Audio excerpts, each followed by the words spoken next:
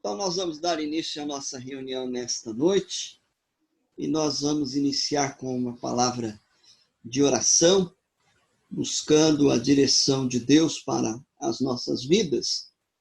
Nosso irmão presbítero Francisco, por favor, nos dirija a Deus em oração.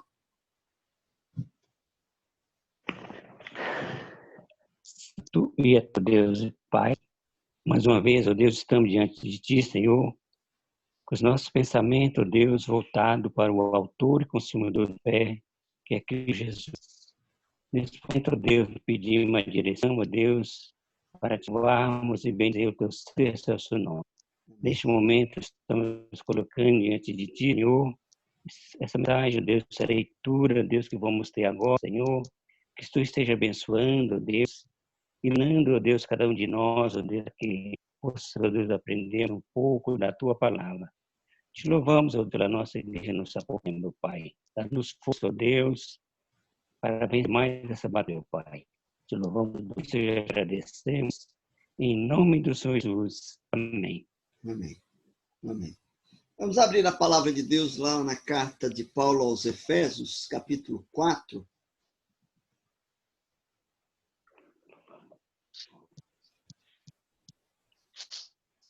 Efésios capítulo 4, e nós vamos ler do versículo 1 até o versículo 16. Efésios capítulo 4, do versículo 1 até o versículo 16.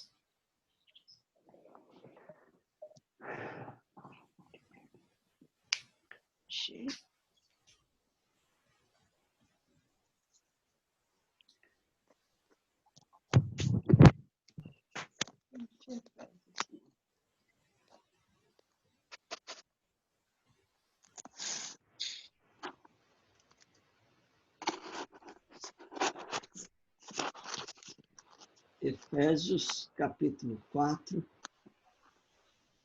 de 1 a 16. O texto nos diz assim: Rogo-vos, pois, eu, o prisioneiro do Senhor, que andeis de modo digno da vocação a que fostes chamados, com toda humildade e mansidão, com longanimidade, suportando-vos uns aos outros em amor, esforçando-vos diligentemente por preservar a unidade do Espírito, no vínculo da paz. Há somente um corpo e um Espírito, como também fostes chamados, numa só esperança da vossa fé, ou da vossa vocação. Há um só Senhor, uma só fé, um só batismo, um só Deus e Pai de todos, o qual é sobre todos, age por meio de todos e está em todos. E a graça foi concedida a cada um de nós, segundo a proporção do dom de Cristo. Por isso diz, quando ele subiu às alturas, levou o cativo, o cativeiro, e concedeu dons aos homens. Ora, que quer dizer subiu, senão que também havia descido até as regiões inferiores da terra? Aquele que desceu é também o mesmo que subiu acima de todos os céus, para encher todas as coisas. E ele mesmo concedeu uns para apóstolos, outros para profetas, outros para evangelistas e outros para pastores e mestres, com vistas ao aperfeiçoamento dos santos para o desempenho do seu serviço, para a edificação do corpo de Cristo, até que todos cheguemos à unidade da fé e do pleno conhecimento do Filho de Deus, a perfeita varonilidade, à medida da estatura da plenitude de Cristo, para que não mais sejamos como meninos agitados de um lado para outro e levados ao redor por todo o vento de doutrina, pela artimanha dos homens, pela astúcia com que induzem ao erro, mas seguindo a verdade em amor, cresçamos em tudo naquele que é a cabeça, Cristo, de quem todo o corpo bem ajustado e consolidado pelo auxílio de toda a junta, segundo a justa cooperação de cada parte, efetua o seu próprio aumento para a edificação de si mesmo em amor. O apóstolo Paulo nos diz da importância de que, como cristãos, nós devemos andar de modo digno da vocação que nós fomos chamados. E um dos aspectos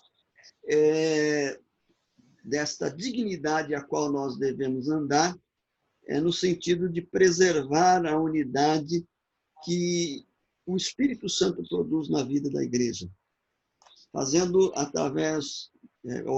fazendo isso por meio dos dons que Deus nos dá, para que juntos nós possamos crescer no conhecimento, na graça, na verdade de Deus, de maneira que cada um de nós esteja firmado na verdade e crescendo em Cristo Jesus. Esse é o objetivo que nós temos quando nós realizamos os nossos estudos, para promover esse crescimento, esse fortalecimento e produzir essa maturidade de maneira que haja esse vínculo e haja a preservação da unidade da fé por meio da comunhão cristã. Deus nos ajude neste mistério, de maneira que o nosso viver seja para a honra e glória do nosso Deus. Nós vamos ter um momento de oração nesse instante, antes do nosso estudo. Se algum irmão tiver algum motivo de oração, o momento é oportuno.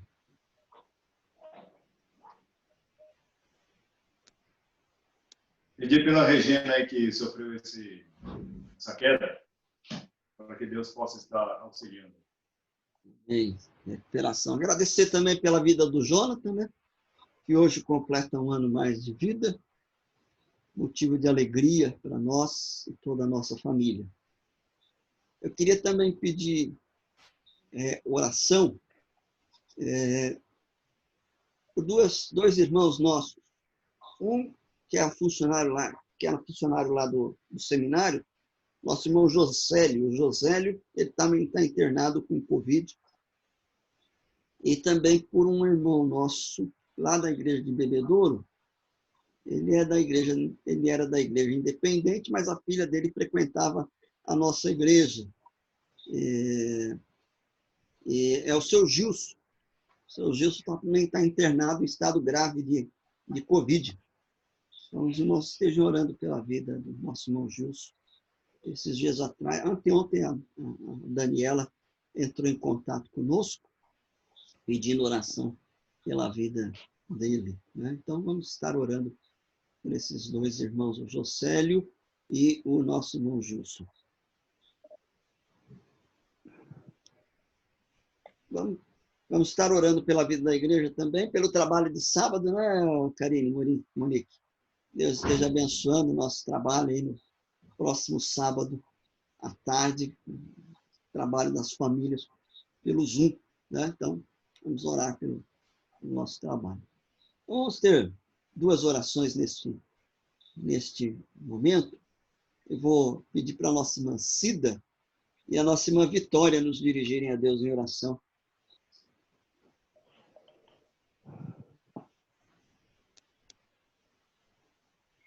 Deus bendito, Pai de misericórdia, muito obrigada, Senhor, porque estamos aqui, Senhor, reunidos para te louvar, te bendizer, ó Deus, e aprender um pouco mais, Senhor, um pouquinho da tua palavra, ó Deus. Te pedimos uma bênção sobre cada um dos teus filhos, ó Pai, pelo reverendo Walter também, abençoa, ó Deus, para que ele se sinta entusiasmado, ó Pai, como tem feito até agora, ó Deus, em nos enviar mensagens e nos ensinar a respeito da tua palavra, abençoando também a sua família, ó Deus, o Jonathan, que aniversaria, dê a ele saúde, ó Pai, tranquilidade, para que ele te louve ainda mais, Senhor. Também a Damiana, o Jones, abençoa o Senhor, as avós, a família toda, ó Pai.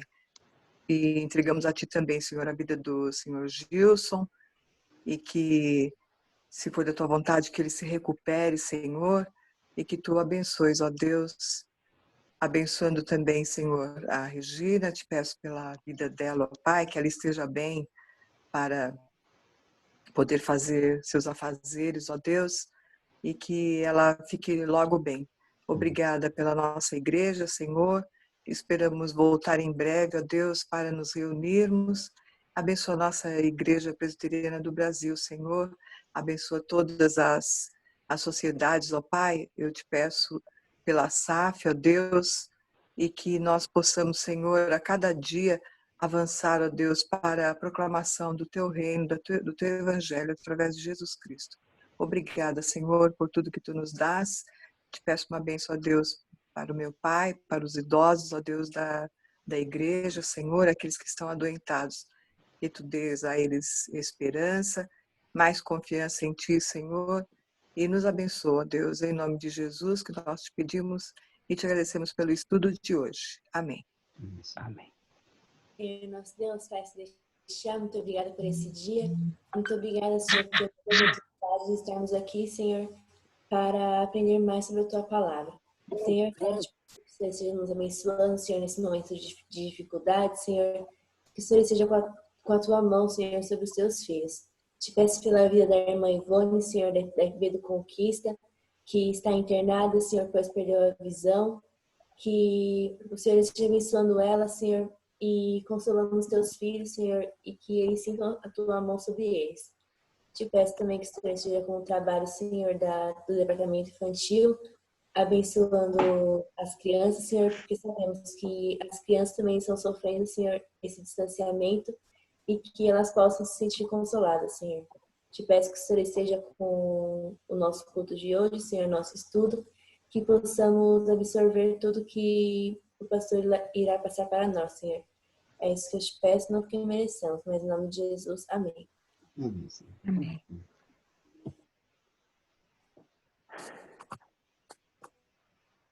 Irmãos, nós vamos então passar para o nosso estudo nesta noite. E hoje nós vamos começar a falar sobre o Sermão do Monte. Esse é o nosso tema, o novo tema. Nós devemos trabalhar com os irmãos, talvez aí o mês de junho, julho, e talvez chegue no primeiro, na primeira semana de agosto também. Então, esse é o nosso tema, estudos no Sermão do Monte. E o objetivo nesta noite é nós darmos uma introdução geral ao nosso tema, de maneira que a gente possa ter uma visão ampla daquilo que nós vamos estudar ao longo desses meses de junho, julho e talvez o comecinho de agosto. Vamos caminhando devagarzinho à medida que for passando, para ver se a gente não prolonga muito, que às vezes não fica muito produtivo, muito tempo o estudo prolongado. Então vamos orar mais uma vez. Eu vou orar pedindo que Deus nos abençoe e nos oriente nesta hora. Ó Deus bendito, nós temos a oportunidade de reunirmos para estudarmos a Tua palavra. Que o Senhor nos abra a mente e o coração, para que possamos entender a Tua vontade, os Teus desígnios e propósitos, ó Deus, para a nossa vida. Queremos, ó Deus, ser servos que Te honram e glorificam o Teu nome. Por isso, Senhor, molda-nos à luz da Tua verdade, transformando o nosso caráter para que venhamos ser vasos de honra em Tuas mãos. Louvamos, ó Deus, pelos irmãos que estão conosco aqui neste momento. Oramos em favor dos irmãos que estarão depois ouvindo a mensagem. E todos nós, ó Deus, possamos ser edificados, fortalecidos e firmados na Tua verdade. Dá-nos, ó Deus, a Tua graça e entendimento. Em nome de Jesus que nós oramos. Amém. Amém. Nós vamos abrir lá em Mateus capítulo 5, versículos 1 e 2. Nós vamos ficar no versículo 1 e 2 O Sermão do Monte vai o capítulo 5, o capítulo 6 e o capítulo 7 de Mateus. Tá? Hoje nós vamos ficar só nos 2 primeiros versículos, que é uma introdução para o nosso tema, o nosso assunto. O texto de Mateus capítulo 5, versículos 1 e 2, ele nos diz assim. Mateus 5, 1 e 2.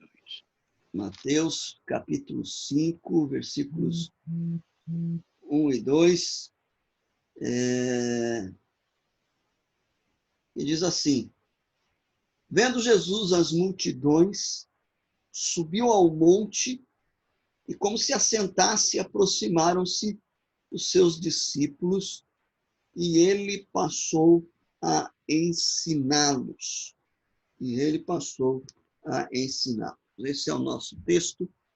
Então vamos à nossa reflexão, à nossa meditação a respeito do Mateus capítulo 5, versículos 1 e 2.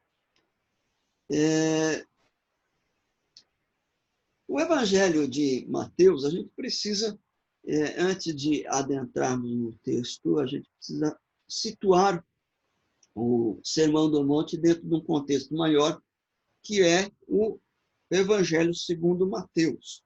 Então, nós não vamos fazer algo exaustivo, mas apenas para a gente poder entender todo esse contexto, para a gente poder entender por que Jesus vai proferir esse sermão. Tá? Então, o Evangelho de Mateus, ele é o primeiro livro que nós temos no Novo Testamento. E nós devemos lembrar que não é sem razão que ele se encontra ali. Devemos lembrar que o Evangelho de Mateus, ele está no início do Novo Testamento, não porque ele tenha sido o primeiro livro escrito do Novo Testamento, não é. É bem provável que o Evangelho segundo Marcos tenha sido escrito primeiro do que o Evangelho de Mateus. E também não devemos imaginar ou pensar que o Evangelho de Mateus vem em primeiro lugar porque ele é o evangelho mais antigo, como eu acabei de dizer.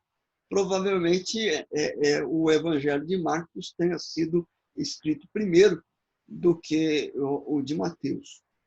A razão dele aparecer em primeiro lugar no livro do Novo Testamento, ou no contexto do Novo Testamento, é porque o Evangelho ele serve de uma certa ligação, ou ele faz uma ponte entre o Antigo Testamento e o Novo Testamento. Então, nós vemos aqui no Evangelho de Mateus algo que é muito claro. No Antigo Testamento, Deus faz algumas promessas, a promessa do Messias, do Salvador e todas as mensagens proféticas. E o que nós encontramos agora no Novo Testamento é o cumprimento destas promessas. Né? E o evangelista Mateus, ele tem justamente essa preocupação de fazer essa demonstração de que o evangelho que ele agora vai desenvolver e anunciar, tendo na pessoa do Senhor Jesus Cristo a centralidade, nada mais é do que o cumprimento de tudo aquilo que os profetas haviam ensinado no Novo Testamento. Um certo estudioso, analisando este texto, ele vai dizer o seguinte: a principal finalidade do livro de Mateus é apresentar Jesus Cristo como o Messias prometido do Antigo Testamento, o Rei dos Judeus, aquele que nos salva dos nossos pecados. Jesus é o clímax, é o ponto mais alto das profecias do Antigo Testamento e o fundamento para o cristianismo neotestamentário. Então, nós vamos verificar e vamos perceber, meus amados irmãos, que esse evangelho ele é chamado o Evangelho do Reino, ou o Evangelho do Rei. E ele foi escrito especificamente para um público de judeus.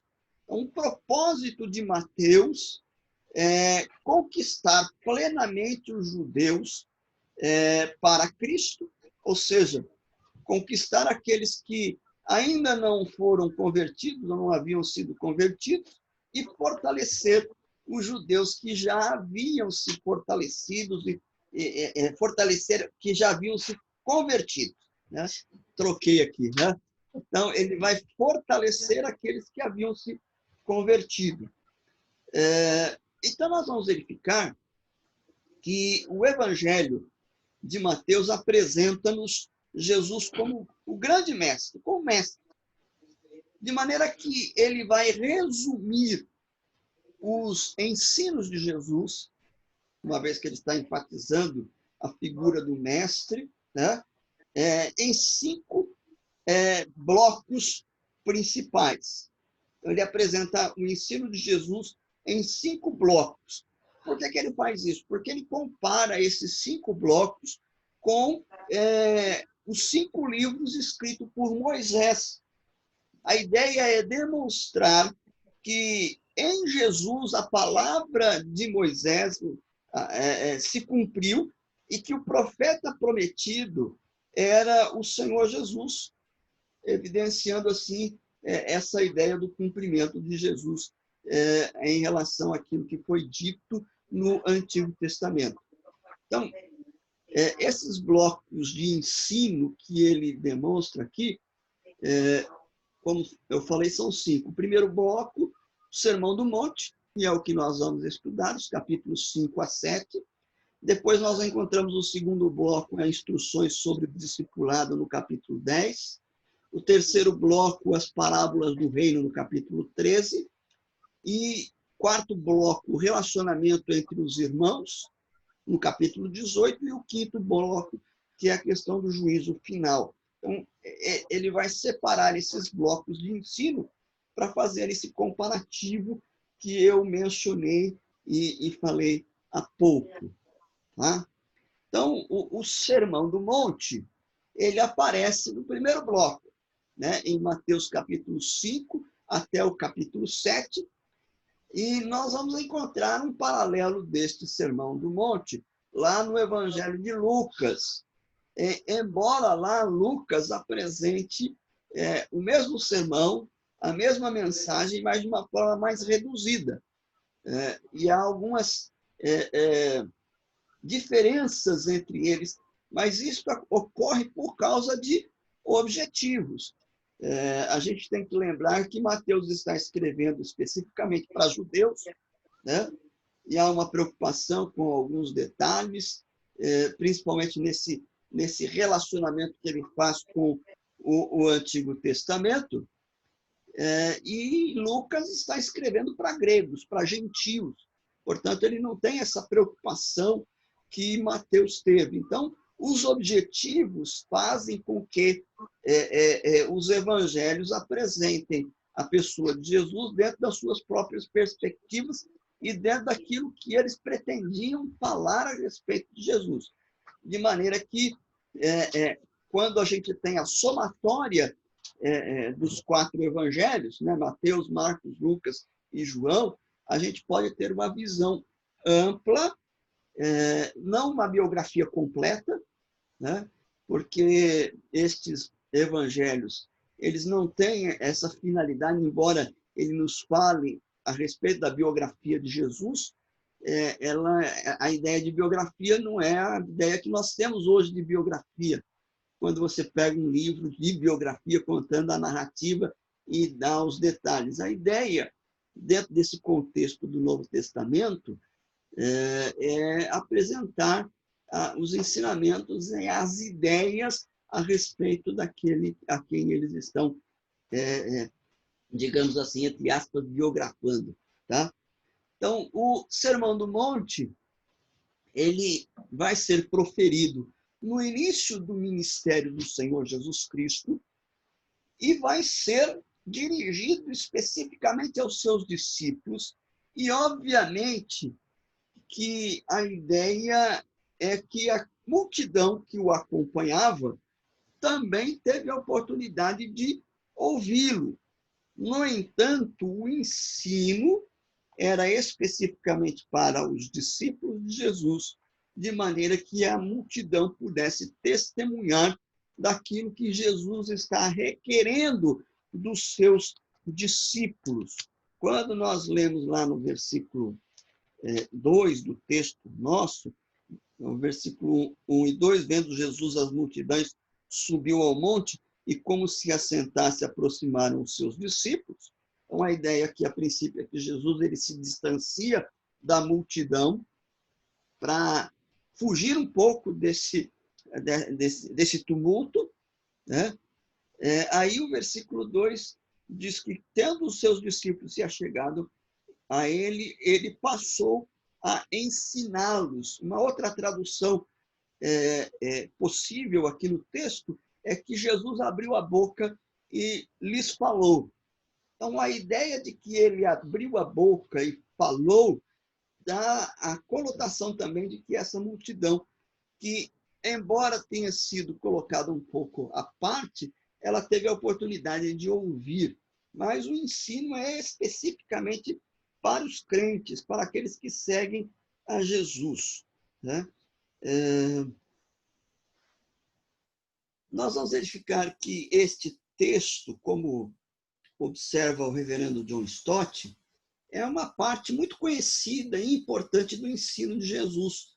Mas ele vai dizer, olha, embora ela seja conhecida e seja algo importante dentro do ensino proferido pelo Senhor Jesus Cristo, se pode também argumentar que ela é a menos compreendida e certamente a menos obedecida, né? Nós vamos perceber e observar que a preocupação de Mateus, o autor deste evangelho, é apresentar um resumo daquilo que Jesus desejava para os seus seguidores, né? A ideia de que, com esta mensagem, com este sermão, Jesus pretendia que os seus discípulos ficasse muito claro para ele aquilo que ele esperava que eles fossem e fizessem, né? Ou seja, os seus discípulos eles precisam ser diferentes. E eles precisam ser diferentes tanto da igreja nominal, né, como do mundo secular, tanto dos religiosos como dos irreligiosos. Então, Jesus tem essa preocupação. Eu quero deixar bem claro que aquilo que eu espero para a vida de vocês como meus discípulos é algo diferente dessa religiosidade vivida pelo judaísmo e é algo diferente daqueles que não temem a Deus e que são irreligiosos, são ímpios e que andam distante de Deus. O reverendo John Stott, no seu comentário, né, vai deixar bastante claro isso, né? A preocupação de Mateus é apresentar um resumo, esperando evidenciar aquilo que eles fossem e fizessem. Eles precisam ser diferentes tanto da igreja nominal como do mundo secular, dos religiosos, dos irreligiosos. E o reverendo John Stott vai dizer o seguinte: o Sermão do Monte é o esboço mais completo em todo o Novo Testamento da contracultura cristã. É esse o termo que ele usa, a contracultura cristã. Eis aí um sistema de valores cristãos, um padrão ético, uma devoção religiosa, uma atitude para com o dinheiro, uma ambição, um estilo de vida e uma teia de relacionamentos. Tudo completamente diferente do mundo que não é cristão. E esta contracultura cristã é a vida do reino de Deus. Uma vida humana realmente plena, mas vivida sob o governo divino. Então, é aqui que nós vamos notar a importância deste ensino, desta mensagem. Então, nós podemos, como eu já disse lá no começo, agora eu posso afirmar com mais certeza ainda, é que o Sermão do Monte foi escrito especificamente para aqueles que são discípulos de Jesus. E como diz o Dr. Lloyd Jones, no Sermão do Monte, que ele vai dizer no Sermão do Monte, não nos é recomendado vivei deste modo e vos tornareis cristãos. Pelo contrário, pelo contrário, somos ali ensinados, visto que sois cristãos, vivei deste modo. É desse modo que os cristãos deveriam viver. Assim é que se espera que eles vivam. Então, ele vai deixar bem claro que o objetivo desta mensagem, deste sermão proferido por Jesus aos seus discípulos, não era para instruí-los para que eles pudessem, por meio do cumprimento e da obediência a esses ensinos, eles se tornassem cristãos.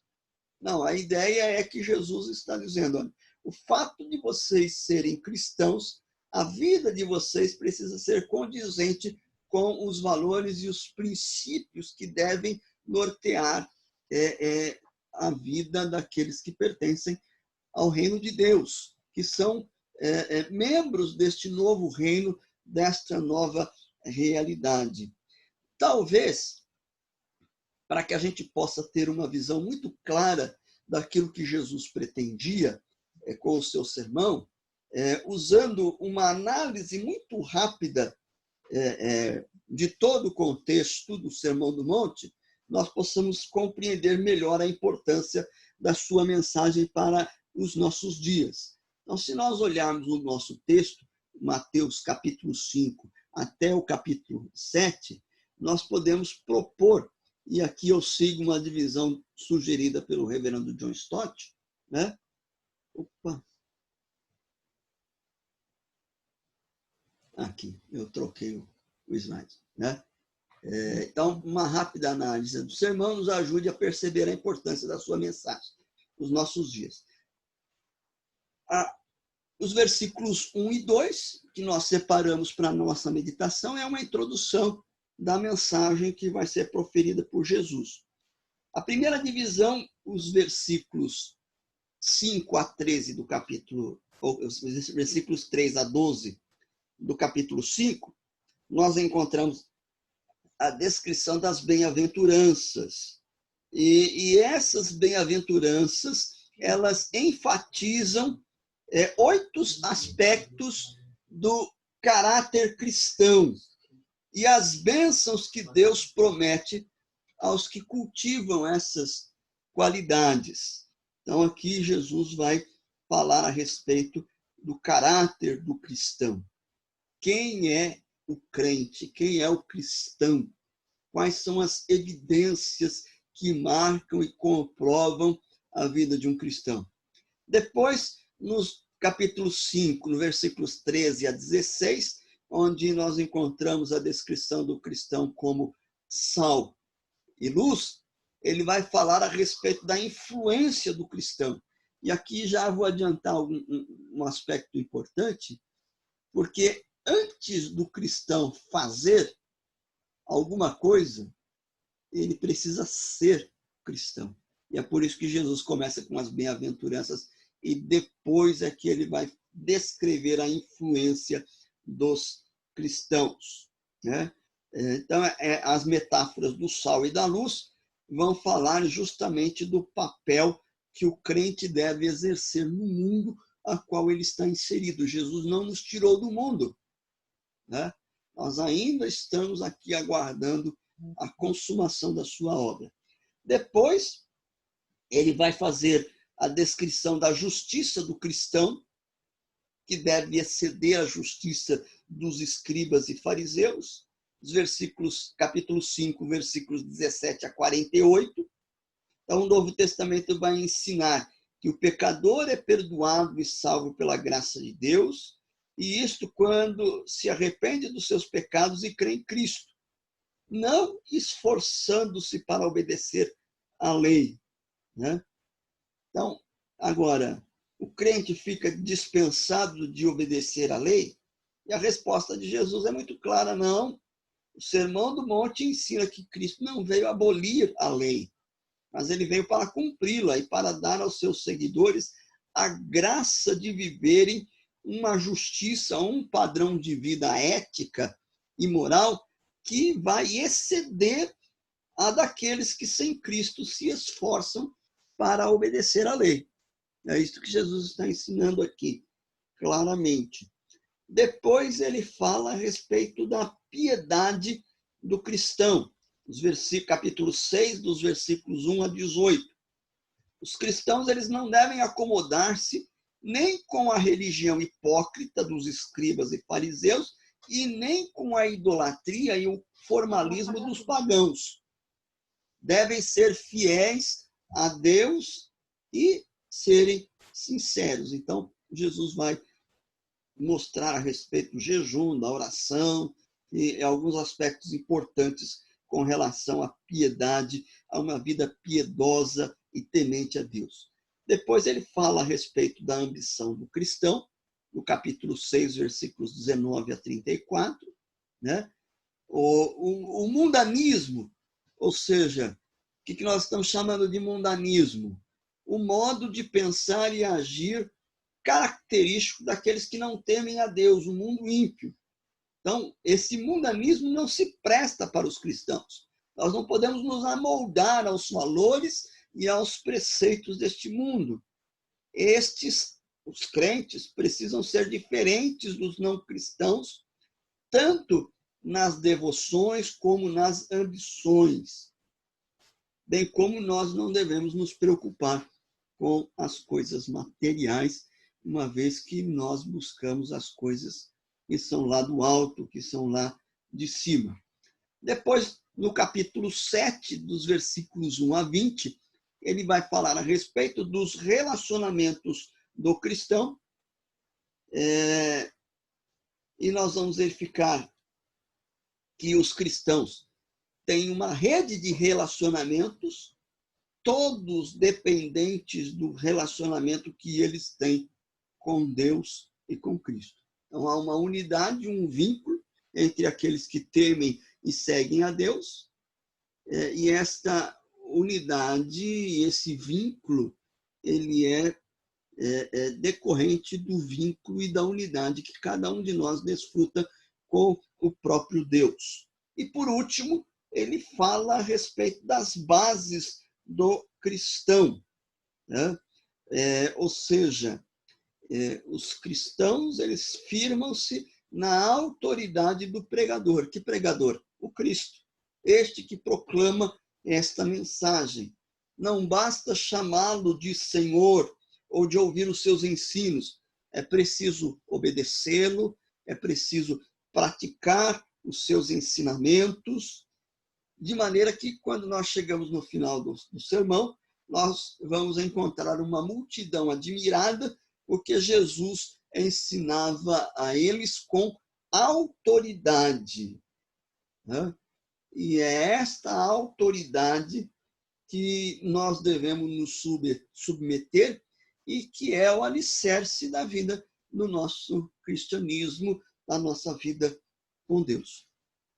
Tá? Então, em linhas gerais, a gente tem uma descrição de tudo aquilo que nós vamos estar trabalhando ao longo destes meses em relação à vida cristã, podendo, assim, a partir disto, fazer algumas considerações com relação ao cristianismo que nós temos vivido.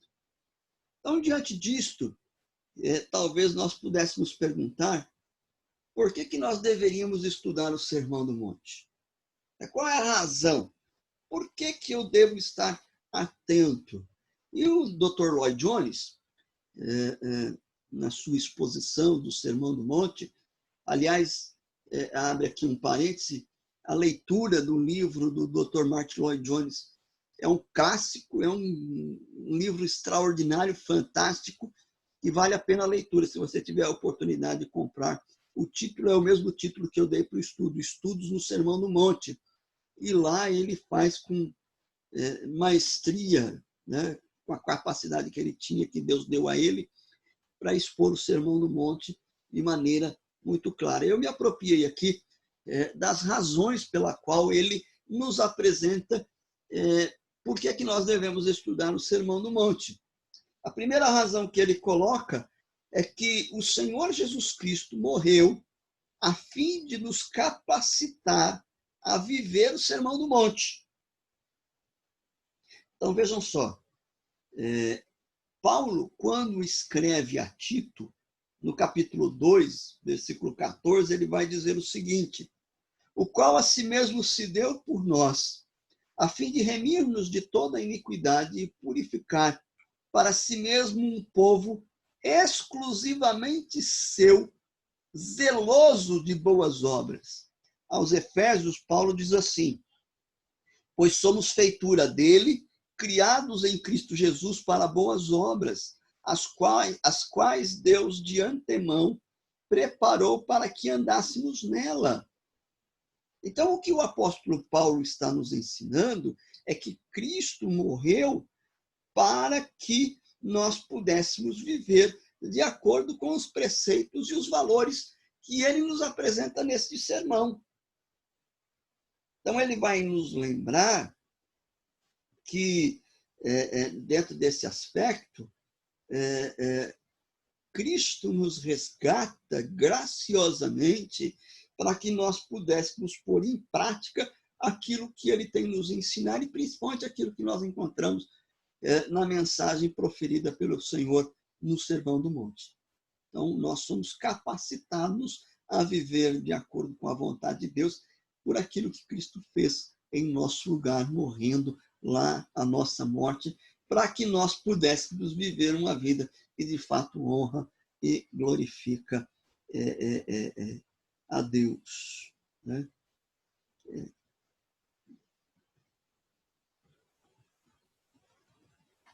Aqui o meu slide aqui falhou aqui.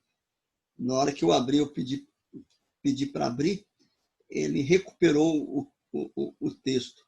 Então, o ponto 2 e o ponto 3 aqui tá errado ali. Tá? Então, a primeira razão que que o Dr. Lloyd Jones apresenta é que o Senhor Jesus morreu a fim de nos capacitar a viver o Sermão do Monte.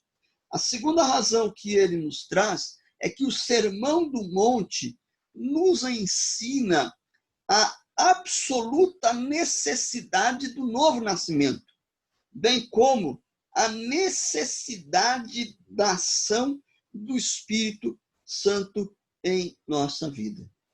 O que ele está querendo dizer com isso? Ele está querendo nos mostrar que quando nós nos deparamos com o padrão de vida que Deus espera dos seus filhos, nós vamos chegar à conclusão que nós não somos capazes de viver de acordo com a vontade de Deus por nossa própria força. Lá em Mateus 5:48, Jesus vai dizer: olha, se você quer entrar no céu, então você seja perfeito. Essa é a exigência que Deus faz para que a gente possa entrar no céu. O problema é que nós não podemos ser perfeitos. A perfeição nos foi dada por Cristo, ou em Cristo. Então, por nós mesmos, nós não alcançamos a perfeição. Então, a realidade dessa mensagem nos leva a entender que é necessário que haja uma transformação sobrenatural que vem do alto de cima de Deus para que nós alcancemos a graça necessária para viver de acordo com a vontade de Deus. O Dr. Lloyd Jones ele vai dizer o seguinte, abre aspas, as bem-aventuranças avassalam-me com seus requisitos. Elas mostram-me o meu total desamparo. Não fora o novo nascimento, eu estaria perdido. Portanto, quando nós estudamos a mensagem do Sermão do Monte, nós somos levados ao Evangelho. Nós somos conduzidos a Cristo, às boas novas que encontramos nele. E não nos é permitido no reino dos céus a não ser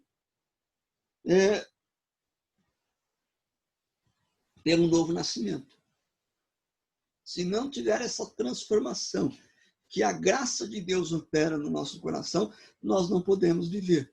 E não somente isto. A ideia é também que, tendo recebido esta nova vida em Cristo, nós precisamos que o Espírito Santo de Deus trabalhe em nosso coração, em nosso viver, para que nós sejamos moldados à luz. Então, a compreensão da mensagem do Evangelho nos leva a depender da ação soberana e graciosa de Deus, por meio do novo nascimento, e me leva a depender da ação soberana e graciosa do seu Espírito, que pode moldar a minha vida para que eu seja semelhante a Jesus Cristo. Daí o valor e a importância de nós estudarmos esta mensagem, até mesmo para verificarmos qual é o cristianismo que nós temos vivido, porque podemos correr o risco de viver um cristianismo nominal. A terceira verdade que o Dr. Lloyd Jones nos apresenta é que quanto mais vivemos e procuramos pôr em prática o Sermão do Monte, tanto mais haveremos de experimentar a bênção. Ou seja, se você quer ser bem-aventurado, se você quer ser feliz, você deve buscar vivenciar uma vida que produza comunhão com Deus e que siga os preceitos que ele estabelece e os princípios que ele coloca para que nós desfrutemos desta comunhão. Então, se você quer ter poder espiritual em sua vida e ser abençoado, então recorra ao Sermão do Monte, aprenda a sua mensagem, viva a sua mensagem. Então, coloque em prática o ensino que Jesus nos traz, dedique-se a esse ensino, e assim você vai receber as bênçãos que são prometidas ali nesta mensagem proferida pelo Senhor Jesus Cristo. E além disso, que quando nós fazemos isto, né, colocamos em prática, vivenciamos os valores do reino de Deus como padrão da nossa vida, como súditos, como membros, como aqueles que pertencem a esse reino, nós vamos perceber que não existe melhor método evangelístico do que este. As pessoas precisam olhar e ver que nós incorporamos na nossa ética, na nossa conduta, na nossa postura, a vida do reino. E que nós não somos desse mundo, mas que a nossa vida e a nossa ética, a nossa prática transcende os valores e os princípios que norteiam esse mundo corrupto e que caminha sem Cristo. Então, a melhor maneira de nós exercermos o ministério evangelístico e sermos, de fato, uma igreja discipuladora é vivendo os valores daquilo que Cristo nos tem ensinado em sua palavra, para que possamos impactar a nossa casa, o nosso bairro, a nossa cidade, o nosso estado, o nosso país. E é isso que se espera daqueles que seguem a Jesus Cristo. Portanto, o nosso objetivo, a partir de hoje, é trabalhar com mais vagar a respeito desta mensagem, para que, de fato, nós possamos vivenciar a sua mensagem, sendo, de fato, homens e mulheres que testemunham e apontam para Cristo Jesus como Senhor e Salvador das nossas vidas. Que Deus nos ajude nesta jornada, que Deus nos capacite, nos dê sabedoria e compreensão para vivenciarmos, primeiro aprendermos aquilo que Ele quer nos ensinar, e depois de receber esse entendimento, que Ele nos dê também sabedoria para colocar em prática os princípios e os valores que Ele quer para cada um de nós. Que Deus assim nos abençoe. Irmãos, Estamos... Alguém quer fazer alguma pergunta, alguma colocação com relação àquilo que nós falamos? Às vezes a gente fica aqui nesse meio visual e às vezes nós não temos a oportunidade de perguntar, mas a gente tem aqui, o Zoom nos possibilita.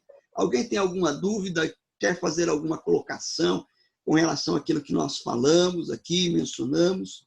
Tem alguma coisa a acrescentar? Fique à vontade. Pastor, só uma colocação. Pois não? Pastor, Pode só falar. uma colocação. Pode falar, Cida.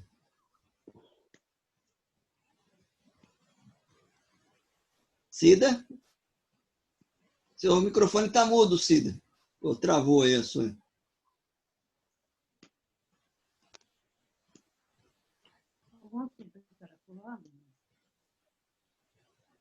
Cida?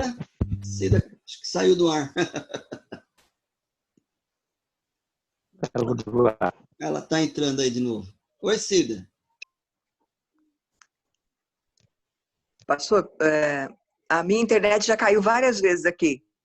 Então, alguma coisa eu não peguei. Mas é interessante como a gente lendo esse Sermão do Monte, como que ele diz tanto para a gente, né?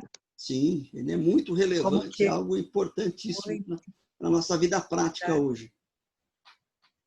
É verdade, mas era só isso. Então tá bom. Deus abençoe. Mais alguma pergunta, alguma colocação? A Flávia e o Igor chegaram também. Sejam bem-vindos, viu, meus irmãos? Obrigado.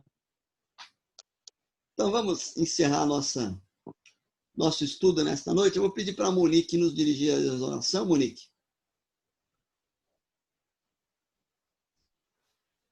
Querido Deus, eterno Pai, nesse momento, Senhor, te agradecemos por este estudo que nós tivemos, Senhor.